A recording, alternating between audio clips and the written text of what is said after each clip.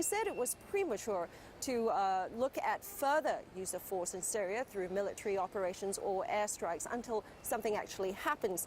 Presumably that would occur if and when the UN is officially presented with the use of force as an option against IS in Syria. Li Lingtan, CCTV, New York. Meantime, Islamic State militants have made bold strides with terror threatening the entire world, including the West and Southeast Asia. And in the Philippines, Manila is keeping close tabs on reports of the insurgent group recruiting militants in the country, particularly in Mindanao. CCTV's reporter Barnaby Lowe has more. This video shows members of the Abu Sayyaf pledging allegiance to the Islamic State, also known as ISIS or ISIL.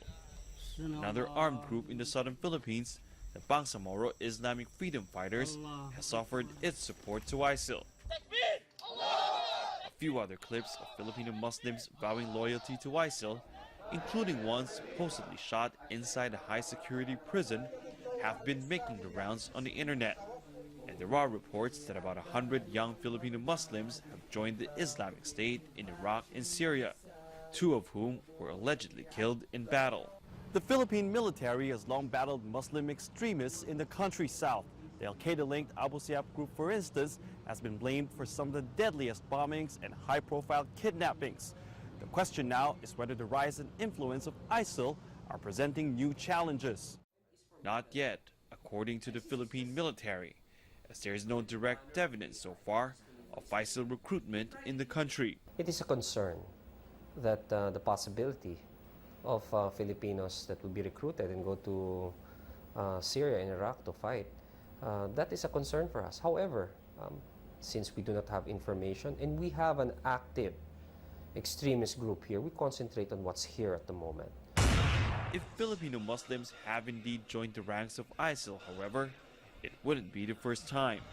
In their early years, members of the Abu Sayyaf trained and fought with Afghan militants. I think the tipping point in this whole equation will be if they are able to garner enough support where Filipino Muslims go to Iraq and Syria and are hardened through years of fighting, and they return, that's when it becomes a very real threat to the Philippines.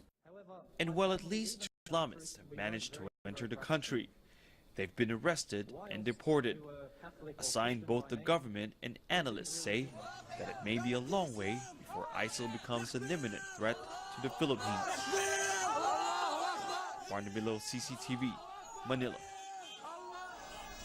Turning to Ukraine now, 3 people have been killed and 5 wounded in shelling overnight in the eastern city of Donetsk. The city council said this in an online statement on Tuesday. The council said multiple residential buildings have been hit by shelling primarily in the north of the city, despite a declared ceasefire. The focal point of the recent fighting has been the airport in the north of the city, which is controlled by government troops. In central Donetsk, explosions could be heard throughout the night. And according to the UN, fighting between the rebels and Kiev forces has claimed at least 3,000 civilian lives since it began in mid-April.